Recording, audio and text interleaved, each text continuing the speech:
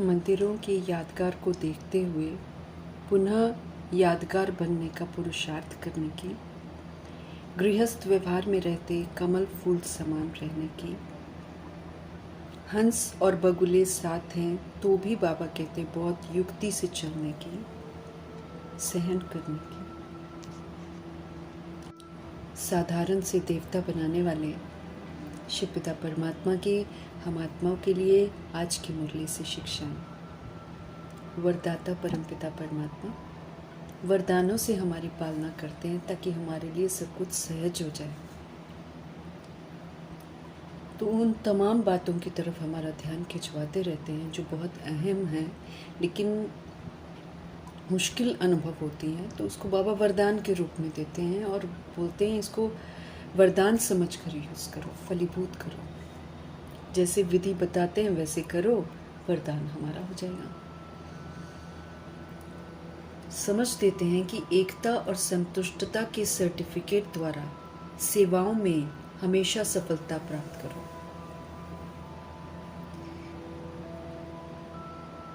ईश्वरीय सेवा पर हम सब तत्पर हैं। बाबा हमें खुदाई खिदमतकार बनाते हैं, श्रेष्ठ कार्यों में सहयोगी बनाते हैं। तो सेवाओं में सफलता मूर्त बनने के लिए बाबा हमारा ध्यान दो बातों की तरफ खिंचवाते हैं। एक तो बाबा कहते हैं कि वैरायटी संस्कार वाली सोल्स है, लेकिन मिलकर सेवा करनी है। इसीलिए आत्माओं को उनके संस्कारों के साथ स्वीकार करना है, उनके संस्कारों के साथ टकराना नहीं है। तो संस्कारों को मिलाने की एकता जो है वो कायम रखनी है। और दूसरा बाबा हमको कहते हैं हमको सदा ही संतुष्ट रहना है। सबको निर्दोष दृष्टि से बाबा देखते हैं, हमको भी सिखाते हैं कि निर्दोष दृष्टि से देखो। ये जो रावण के राज्य में क्वेश्चन करेक्शन करना हम सीख जाते हैं, नुक्ताचीनी करना सीख जाते हैं, असंतुष्टता सीख जाते हैं, उससे बाबा हमको बाहर निकालते हैं। कहते हैं खुद भी सदा संतुष्ट रहो और दूसरों को भी संतुष्ट करो। हमारा संतुष्ट रहना ही दूसरों को संतुष्ट कर सकता है, अदरवाइज तो सोल कभी भी संतुष्ट नहीं होगी। और अगर वो संतुष्ट नहीं होगी तो वो विघ्न रूप बनेगी, फिर सफलता हमको नहीं मिलेगी। इसलिए एकता को भी बरकरार रखना है, संतुष्टता को भी बरकरार रखना है। तो पहल मुझे ही करनी पड़ेगी। एकता के लिए मुझे संस्कारों के साथ टकराना नहीं है, सबको एक्सेप्ट करना है। और संतुष्टता के लिए भी मुझे पहले संतुष्ट रहना है सबसे, तो फिर दूसरे भी मुझसे संतुष्ट रहेंगे। बाबा कहते हैं सदा एक दो में स्नेह की भावना रखो, बस श्रेष्ठता से उनको देखो। स्नेह और श्रेष्ठता की भावना से जब हम किसी सोल को देखेंगे तो वो भी सोल फिर हमको वैसे ही देखेगी। तो बाबा कहते हैं सदा सबके साथ स्नेह की भावना से, श्रेष्ठता की भावना से संपर्क में आओ, तो फिर हमें ये दोनों सर्टिफिकेट एकता के भी और संतुष्टता के भी मिल जाएंगे। सोल्स भले कैसी हो, लेकिन हमारी भावनाएं सबके प्रति स्नेह भरी हो और श्रेष्ठ हो। फिर बाबा कहते हैं हमारा प्रैक्टिकल जीवन जो है बाप की सूरत का दर्पण बन जाएगा। जब इस तरह का अद्भुत व्यवहार हमारी तरफ से होगा श्रीमद् प्रमाण, तो फिर बाबा कहते हैं हमारा जो प्रैक्टिकल जीवन है ना, वो बाप की सूरत का दर्पण बन जाएगा। क्योंकि भगवान तो निराकार हैं। जब हम उनकी शिक्षाओं को अपने जीवन में धारण करेंगे तभी तो हमारे बाबा दिखाई देंगे। तो इसीलिए हमको अपने प्रैक्टिकल जीवन को सुंदर बनाना है। इस प्रैक्टिकल जीवन से बाप के सूरत का, ये प्रैक्टिकल जीवन जो है बाप के सूरत का दर्पण बन जाएगी। और उस दर्पण में फिर बाप जो हैं, जैसे हैं वैसे ही फिर हमको दिखाई देंगे। तो वरदान को एकता से और संतुष्टता से फलीभूत करना है। तो सदा सफलता मूर्त का टाइटल हम प्राप्त करेंगे। आत्म स्थिति में स्थित रहने की समझ बाबा देते हैं। आत्म स्थिति में स्थित होकर अनेक सोल्स को हम जियादान दे सकते हैं। और जब दूसरों को जियादान मिलेगा तो स्वतः ही सबसे हमको दुआएं मिलेंगी। मीठे परमात्मा स्पष्ट करते हैं कि आत्म स्थिति जो होती है वो साक्षी स्थिति होती है। डिटैच होकर देखते हैं और हमेशा श्रेष्ठता का ही सहयोग सबको देते हैं। फिर विश्व कल्याणकारी स्थिति, आत्मिक स्थिति अर्थात विघ्न विनाशक स्थिति।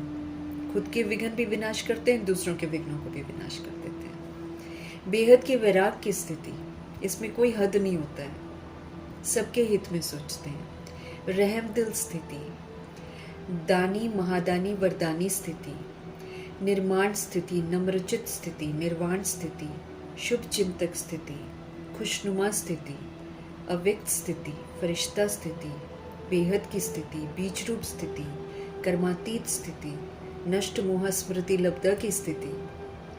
तो ये सारी स्थितियां जो हैं ये आत्मिक स्थिति ही तो है। इसका जब हम सहयोग सोल्स को देते हैं तो बाबा कहते हैं हम उनको जियदान देने के निमित्त बन जाते हैं। और जब इस स्थिति का सहयोग हम सबको देते हैं तो फिर स्वतः ही हमको उनसे दुआएं प्राप्त होती हैं। इसलिए बाबा कहते हैं आत्म स्थिति में स्थित होकर अनेक आत्माओं को जियदान दो और दुआएं प्राप्त करो। हम आत्माओं को अव्यक्त इशारे मिल रहे हैं। अब लगन की अग्नि को प्रज्वलित करके योग को ज्वाला रूप बनाना है। बाबा कहते हैं जैसे अग्नि में कोई भी चीज़ हम डालते हैं तो उसका नाम बदल जाता है, रूप बदल जाता है, गुण बदल जाते हैं, सब कुछ बदल जाता है। ऐसे जब बाप के याद के लगन की अग्नि में हम पढ़ते हैं ना तो बाबा कहते हैं हमारे में परिवर्तन हो जाता है, हमारा भी सब कुछ बदल जाता है। पुराना किचड़ा समाप्त और नई धारणाएं आ जाती हैं। मनुष्य से ब्राह्मण हम बन जाते हैं, फिर ब्राह्मण से फरिश्ता, फरिश्ता से देवता बन जाते हैं। ये योग अग्नि से ही तो होते हैं, लगन की अग्नि से ही तो होते हैं। बाबा कहते हैं लगन की अग्नि से ऐसा परिवर्तन हो जाता है जो अपनापन तो कुछ भी नहीं रहता। इसलिए बाबा कहते हैं याद को ही ज्वाला रूप बना दो, उसी से हमारा स्व परिवर्तन हो जाएगा। इस स्व परिवर्तन से फिर हम विश्व परिवर्तन के कार्य में सहयोगी बनेंगे। ड्रामा, ये ड्रामा जो है खेल है। हम सभी आत्मा रूपी एक्टर्स परम धाम से नीचे आकर शरीर रूपी वस्त्र लेकर ड्रामा की ड्रेस लेकर हम सब पाठ बजाते हैं। कर्मों के खेल में हम उलझ जाते हैं, पुनर्जन्म में आते रहते हैं। और चूंकि हम अविनाशी हैं, हम जो करते हैं वो रिकॉर्ड हो जाता है। हम मरते नहीं, रिकॉर्डिंग मरती नहीं, घिसती नहीं। 5000 वर्ष के बाद हूबहू रिपीट होती है। इसलिए इस खेल को एक्यूरेट समझना है और ये समझना है कि बिल्कुल एक्यूरेट चल रहा है। अभी कलयुग में हर चीज़ की अति हो जाती है। क्यों? क्योंकि अति भी तो कल्याणकारी है। अति के बाद ही तो भ्रष्टाचारी का, पापाचार का अंत होता है। इसलिए बाबा कहते हैं जिसको जो पाठ मिला है, जिस घड़ी मिला है, वो वैसे ही पाठ बजाएगा। फिर उसको लेकर क्यों क्या करने से तो कोई फ़ायदा नहीं है। जो जिसने बजाया होगा पहली बार आकर वो वही बजाएगा। तो इस बात को हमको यथार्थ रीति समझना है, तो फिर हमारे सारे प्रश्न समाप्त हो जाएंगे। बाबा के बच्चे हम बने हैं तो एक दिन प्रभाव जरूर निकलेगा, लेकिन कब और कौन सी शक्ति की कमी है इस पर ध्यान खिंचवाते हुए बाबा हमको बोल रहे हैं योग को मजबूत बनाओ, अपने को आत्मा समझकर परमपिता परमात्मा की याद में रहो, बाकी विस्तार को समेट दो। तो जब हमारा योग एक के साथ रहेगा, स्ट्रॉन्ग हो जाएगा, तब प्रभाव निकलेगा, क्योंकि योग ही तो कमाल करेगा। अभी बाबा कहते वो वाली ताकत नहीं है जो होनी चाहिए। फिर हमें समझ देते कि याद से ही शक्ति मिलती है। ज्ञान तलवार में याद की ताकत चाहिए, जो बाबा कहते अभी तक कम है। अगर हम अपने को आत्मा समझ बाप को याद करेंगे तो हमारा बेड़ा पार होगा, तब योग अग्नि बनेगी। ये सेकंड की ही बात है। बाबा कहते हैं तो योग को मजबूत बनाना है, बाकी सब तरह से बुद्धि का योग हटाकर एक परमपिता परमात्मा के साथ कनेक्टेड रहना है। हम रूहों के पिता, 800 करोड़ आबादी रूहें अगर हैं, सब रूहों का एक ही पिता है, निराकार परमपिता परमात्मा। बॉडी में आकर हम बहुत सारे पिता बनाते हैं, लेकिन वो परिवर्तनशील हैं और वो विनाशी हैं।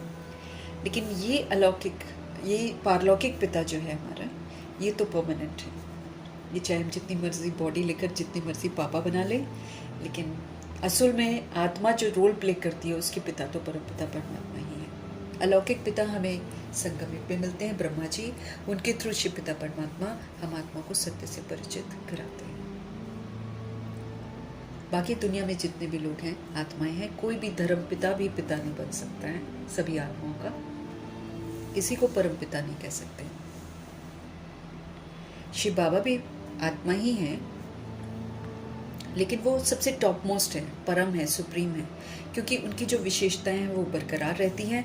वो अपने लिए शरीर लेते नहीं हैं, पुनर्जन्म में आते नहीं हैं, लेकिन वो पतित पावन है, वो ज्ञान के सागर हैं। तो उनकी ये टाइटल जो है वो तब यहाँ पर प्रत्यक्ष होते हैं जब परमपिता परमात्मा सृष्टि रूपी ड्रामा में आते हैं।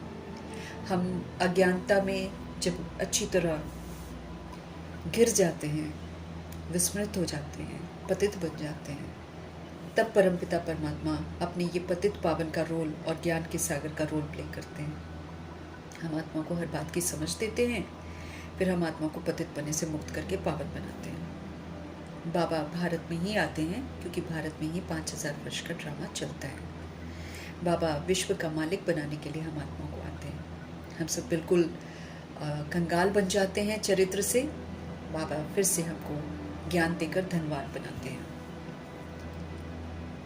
हम सब मालिक थे कभी, अभी बाबा हमको स्मृति दिलाते हैं कि पहले पहले सतयुग में जब हम आते हैं, पाठ बजाते हैं, फिर पुनर्जन्म में आते आते 83 जन्म जब ले लेते हैं, तो 84वें जन्म में बाबा हमको अडॉप्ट करते हैं। तो साथ साथ हम अपना भुगतान भी करते हैं ना 84वें जन्म में। इसलिए बाबा कहते हैं 84 जन्म भोग, अब पिछाड़ी में हम आ गए हैं। अपने को अब आत्मा समझना है हमने। हम सब कभी मरते नहीं हैं, हम ही पर लेप छेप सारे लगते हैं। अब जितने लेप छेप उल्टे लग रखे हैं अब उसको ठीक करना है। शरीर विनाशी है, ये एक इंस्ट्रूमेंट है, ये एक ड्रामा की ड्रेस है, इससे लगाव नहीं रखना है। आज आत्मा को शरीरों से प्यार हो गया है, आत्मा तो भूल ही गए हैं। इसलिए विकारी के होने के कारण लोभ मोह अहंकार सब कुछ आ गया है। शरीरों को देखते हैं, शरीरों को खत्म करते हैं। बाबा स्पष्ट करते हैं कि आत्मा ही देह के साथ आत्माओं से बात करती हैं। तो अब इस स्मृति से हमें दूसरों से बात करनी है। मैं आत्मा परमात्मा का बच्चा दूसरी आत्मा परमात्मा के बच्चे से बात करती हूँ। इस स्मृति से मुझे बात करनी है और फिर सतोगुणी व्यवहार करना है। बाबा कहते हैं इसको बोलते आत्म अभिमानी होकर रहना। आत्मा परमात्मा का बच्चा हूँ, सतोगुणी आत्मा हूँ, परम धाम निवासी हूँ, इस शुद्ध अभिमान में रहना। लेकिन बाबा कहते रहते नहीं हैं। तो जब हम रहते नहीं हैं तो फिर हम किस में हैं? देह के अभिमान में हैं, और जब हम देह अभिमान में हैं तो हम पाप करते हैं। बाबा कहते सभी के सभी ये भूल गए हैं कि हम आत्मा हैं और शरीर समझ बैठे। मतलब शास्त्रों में ये विवरण है, पाप आत्मा, पुण्य आत्मा, महान आत्मा। तो आत्मा ही पाप आत्मा बनती है, आत्मा ही पुण्य आत्मा बनती है, आत्मा ही महान आत्मा बनती है। परमात्मा पाप आत्मा नहीं बनते हैं। कोई भी इस दुनिया में अपने को शिव कह नहीं सकता है। हालांकि शरीरों के नाम शिव रख लेते हैं, लेकिन शिव मना कल्याणकारी। वो निराकार परमपिता परमात्मा की महिमा है और उनके कर्तव्य के आधार से उनका नाम है। आत्मा, हम आत्माएं जब शरीर में प्रवेश करती हैं तो शरीर के जो माँ बाप होते हैं वो नाम रखते हैं, वरना तो आत्मा का कोई नाम नहीं है। आत्मा आत्मा ही है। ये जो दैहिक नाम है ये तो शरीर के माँ बाप रखते हैं। शरीर से पाठ बजाते हैं ना, इसलिए शरीर के नाम पड़ते हैं। मनुष्य बाबा कहते हैं फिर शरीर के भान में ही आ जाते हैं, फिर अभिमान ही आ जाता है, फिर मैं फलाना हूँ, मैं फलानी हूँ, उससे अपने को आइडेंटिफाई करते हैं। अब हमें पक्का करना है कि हम आत्मा हैं। हमने 84 का पाठ बजाया है। आत्मा को अभी समझ मिली है, हमें समझ मिली है हम कभी सतो प्रधान थे, विस्मृत होकर हम तमो प्रधान बने हैं। अब स्मृति स्वरूप बनकर फिर से हमको सतो प्रधान बनना है। स्मृतियाँ सारी बाबा हमको दिलाते हैं, उन्हीं स्मृतियों में हमको रहना है। शिव पिता परमात्मा ड्रामा में प्रवेश करते ही तब है जब हम आत्माओं पर अच्छी तरह कट चढ़ जाती है। हम बिल्कुल रौरव नरकवासी बन जाते हैं, विस्मृत ही हो जाते हैं। आत्मा जो सोना थी उसमें चांदी की खाद पड़ती है, फिर तांबे की पड़ती है, फिर लोहे की पड़ती है। पुनर्जन्म में आते आते मिलावट होती जाती है और हम सभी आत्माएं गिरते चले जाते हैं। जो बाबा समझाते हैं दुनिया की कोई ताकत समझा नहीं सकती है। लोग तो कह देते हैं आत्मा निर्लेप है, भगवान कहते सारा लेप छेप आत्मा को ही लगता है, आत्मा ही शरीर के द्वारा सब कुछ भुगतती है, खाद सारी आत्मा के अंदर पड़ी हुई है। बाबा आते भारत में है क्योंकि भारत में 5000 वर्ष का ड्रामा चलता है। यहीं पर आत्माएं सतो प्रधान थी, यहीं पर तमो प्रधान बनती है, इसलिए तमो प्रधान को सतो प्रधान बनाने के लिए बाबा आए हैं। एक्यूरेट टाइम पर बाबा आते हैं, ड्रामा एक्यूरेट चलता है। जो पार्ट जिस घड़ी होना होगा ना उस समय फिर रिपीट होगा, बाबा कहते हैं ज़रा भी फर्क पड़ नहीं सकता है। दुनिया वाले तो हद के ड्रामा है, ये बेहद का ड्रामा है। ये 5000 वर्ष चलता है, हद का ड्रामा तो 3-4 घंटे चलता है।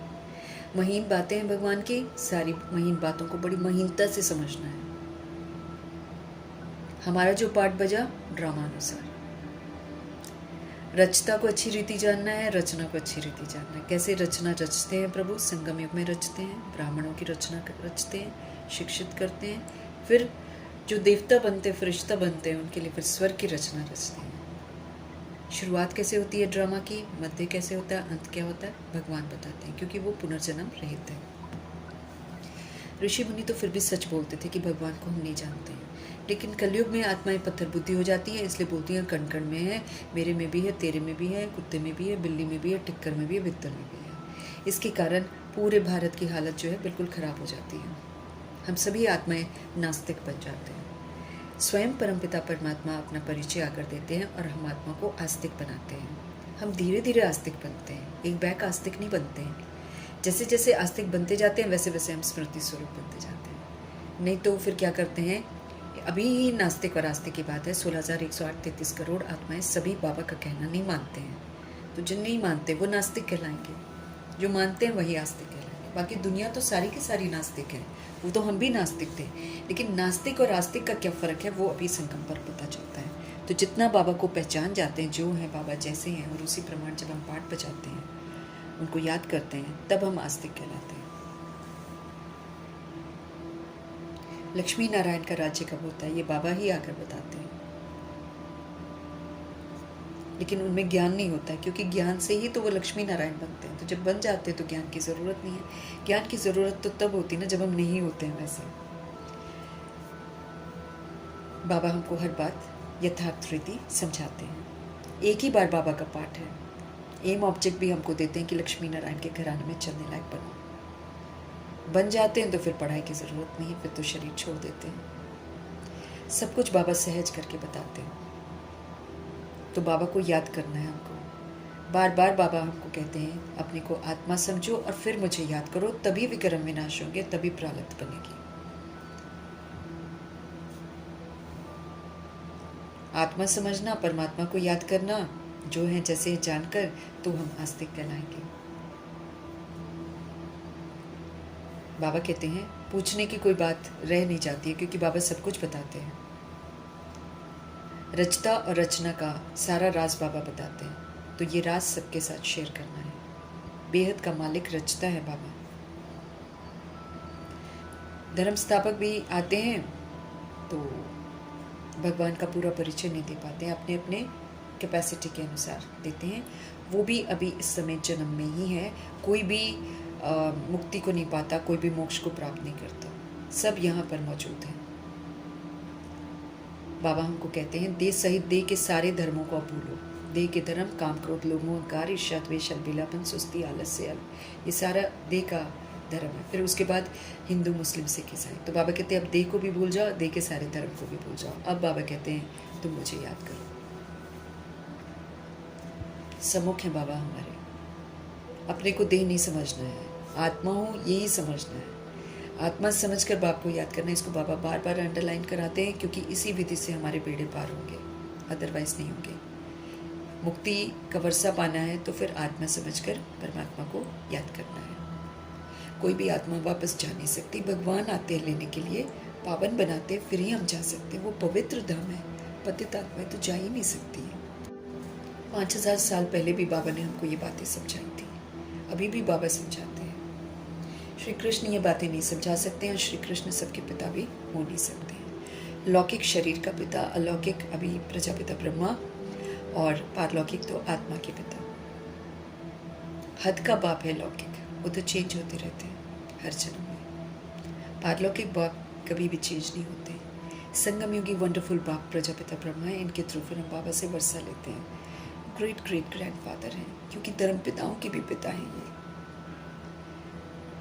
भिन्न भिन्न शास्त्रों में एडम कहकर और आदम कहकर संबोधित करते हैं, आदि देव कहकर संबोधित करते हैं। बाबा आकर अभी ब्रह्मा जी का राज बताते हैं। हम सभी चैतन्य में बैठे हैं, बाकी जड़ चित्रों का राज भी बाबा बताते हैं। एक तरफ बाबा पूजनीय बनाते हैं, दूसरी तरफ दिखाते हैं कि देखो कैसे मंदिरों में पूजा हो रही है। तो वह हमको फिर से यादगार अपना बनाना है। जितना हम याद में रहकर पुरुषार्थ करेंगे, याद में रहकर श्रीमत पर चलेंगे, उतने हमारे यादगार बनेंगे। सीढ़ी उतरते आते हैं जब भगवान को भूल जाते हैं। अभी निराकार राम हमको मिले हैं, तो अब हमको सीढ़ी चढ़नी है। अच्छी रीति हर बात समझनी है। वाम मार्ग में रावण राज्य में चले जाते हैं, अभी हमको पवित्र मार्ग पर चलना है। दुख हरने सुख देने के लिए बाबा आए हैं। दुख हमें दे अभिमान में आकर होता है, विकारों में जाकर होता है। अभी दुख हरता सुख करता परमपिता परमात्मा हम आत्मा को सही रास्ता बताते हैं। भगवान भाग्यशाली रथ लेते हैं, कुत्ते बिल्ली में नहीं आते, 24 अवतार नहीं लेते भगवान, एक ही बार आते हैं। वो आत्मा जो पूरा कल्प पाठ बजाती है, वो आत्मा जो कभी सतो प्रधान थी, वो आत्मा जो तमो प्रधान बन गई लेकिन भगवान के मिलने के बाद फिर पूरा मर्जीवा बन गई, बाप पर कुर्बान चली गई, संकल्प बोल कर्म संबंध सभी से समर्पित हो गई, उनको बाबा यूज करते हैं। इसलिए वो भाग्यशाली रथ कहलाते हैं। वो कोई साधारण रथ नहीं है, लेकिन अपने जन्मों को वो नहीं जानते। इनके बहुत जन्मों के अंत में बाबा वानप्रस्थ अवस्था में आकर इनको इनका परिचय देते हैं। बाबा कहते पांडवों को बहुत बड़े बड़े चित्र बनाते हैं, बड़ा बड़ा दिखाते हैं। बाबा कहते पांडव देखने में इतने ऊंचे नहीं है, स्थिति में बहुत ऊंचे हैं, क्योंकि वो भगवान से प्रीत बुद्धि होते हैं और देह अभिमान से पूरा गलते हैं, ऊंची स्थिति प्राप्त करते हैं। लेकिन अब ऊंची स्थिति को कैसे दिखाएं, इसलिए बड़े बड़े चित्र बना देते हैं। बुद्ध का भी बड़ा चित्र बनाते हैं, लेकिन बाबा कहते इतने बड़े ये लोग होते नहीं हैं। रावण का चित्र देखकर पहले हम भी समझते थे कि रावण ऐसा है, लेकिन अब हंसी आती है जब बाबा हमको समझ देते कि ये तो हमारी मन बुद्धि के अंदर घुसा हुआ है और ये बड़ा सूक्ष्म है और 10 सिर तो हमारे अंदर ही है। तो अब हंसी आती है जब हम इस तरह की एफिजीज को जलाते हुए देखते हैं। बाबा कहते दिन पर दिन विकार बढ़ते जा रहे हैं, दिन पर दिन इस दुश्मन को और बड़ा बड़ा बड़ा बड़ा बनाते जाते हैं। रावण कौन है, कब दुश्मन बना, बाबा कहते हर वर्ष जलाते हैं। इसका राज बाबा आकर हमको समझाते हैं। अर्थ कोई बिल्कुल नहीं समझता है, बस खाली टाइम वेस्ट करते हैं, एनर्जी वेस्ट करते हैं, पैसा वेस्ट करते हैं और पोल्यूशन फैलाते हैं। ये रावण संप्रदाय है, रावण ही रावण को जला रहे हैं। हम सभी अभी निराकार राम की संप्रदाय हैं, तो निराकार राम की श्रीमत पर चलना है। गृहस्थ व्यवहार में रहना है। ऑफकोर्स वायुमंडल विकारी है, लेकिन हमको कमल फूल समान रहना है। कितना भी कोई कैसा रहे, उसका प्रभाव हम पर ना पड़े।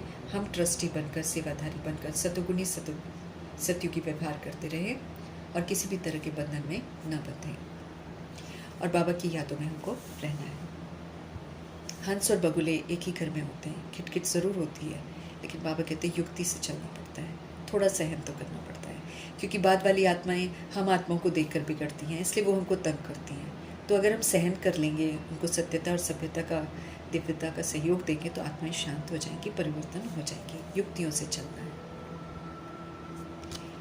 हमारे बाबा रांझू रमसबाज हैं, बहुत सारी कमाल की युक्तियाँ बताते हैं, किस तरह राम राज्य में पहुँचना है सबके साथ रहते हुए। याद उनको करते रहना है तो युक्तियाँ सारी इमर्ज रहेंगी। दुख हरने सुख करने के लिए बाबा आए हुए हैं। लिबरेटर एक ही हैं, वही सबको मुक्त करते हैं और कोई लिबरेट नहीं कर सकता है। बाबा कहते हैं आत्माएं अलग अलग टाइप की होती हैं, इसलिए सबको अलग अलग समझाना चाहिए। जौहर जो ताकत है याद की, उसको भरना है। योग बाबा कहते हैं बहुत मजबूत बनाओ, उसमें थोड़ी कमी नजर आती है। बाबा कहते हैं ज्ञान तलवार है, लेकिन जब हम उसको याद से ज्ञान को समझाते हैं तो आत्माओं को तीर लगता है। अब ये जो जौहर है याद का, ये कम है। बाबा कहते हैं इसको बढ़ाओ। याद की यात्रा में हमको रहना है, तब हमको ताकत मिलेगी। पढ़ाई से उतनी ताकत नहीं मिलती है। बाबा कहते हैं कि पाप भस्म हो जाए, याद से मिलती है। विश्व का मालिक याद से बनते, धारणाएं याद से होती हैं। बहुत लोग हैं जो चले जाते हैं, तो माया से हमको बड़ा सावधान रहना है। वो भिन्न भिन्न विधियाँ यूज़ करके नाम रूप में फंसाती है, हमें नाम रूप में फंसना नहीं है। कई आत्माएं खुश होती हैं ज्ञान सुनकर, लेकिन बाहर जाकर माया के संग में आकर फिर से भूल जाती हैं। कोई कोई बहुत खुश होते हैं, अच्छा चलते हैं, सुख धाम का बरसा लेते हैं। अभी बाबा कहते पूरी राजधानी स्थापन हो रही है, तरह तरह की आत्माएं होंगी, राजाई घराने की भी होंगी, प्रजा भी होंगी, साहूकार भी होंगी, दासदासी भी होंगी। सबके साथ संतुष्ट रहते हुए, पाठ बजाते हुए आगे निकलना है। हम अभी ईश्वरीय संतान हैं, ईश्वरीय मर्यादाओं में चलकर देवता बनना है। अभी ऊंचे से ऊंचा हमारा कुल है, क्योंकि भगवान जी साथ हैं, और फिर तो सीढ़ी नीचे ही उतरना है। ये ऊंचे से ऊंचे कुल का नाम बिल्कुल बदनाम नहीं करना है, ईश्वरीय श्रीमत पर हमको ज़रूर चलना है। चक्र को बहुत अच्छी रीति समझना है, ताकि इसमें की हुई गलतियों को हम ना दोहराएं। इस समय चढ़ती कला होती है, क्योंकि शिव बाबा हमारे साथ हैं। मनुष्य तो सर्वव्यापी कह देते हैं भगवान को, लेकिन भगवान सर्वव्यापी नहीं है, इसलिए उनको अंधविश्वास से बाहर निकालना है। क्योंकि सबसे पहले हम लोगों ने सर्वव्यापी बोला, इसलिए दुनिया सर्वव्यापी बोलती है। अब सबको सही रास्ता दिखाना है। शिव बाबा हमको पढ़ाने आए हैं। आत्मा पढ़ती है, आत्मा ही कर्म करती है शरीर द्वारा, इसीलिए आत्मा को सुधरना है। आत्मा को हर बात समझनी है। जब हम विकारों में जाते हैं तब हम अशांत होते हैं, लेकिन बाबा कहते हैं शांति हम आत्मा को स्वधर्म है, जो कि तब मुमकिन है जब हम पवित्र रहते हैं। तो पवित्रता पर ध्यान देना है, तो सुख और शांति का अनुभव करेंगे। घर भी शांति धाम है, पिता भी शांति के सागर है, स्वरूप भी शांत है। इस स्मृति से पुनः अपनी ओरिजिनलिटी में हमको टिकना है। दुनिया में चाहते हैं एक राज्य हो, एक धर्म हो, एक भाषा हो, one cast, one religion, one God. Government लिखती रहती है, लेकिन अंदर से तो बटी हुई है।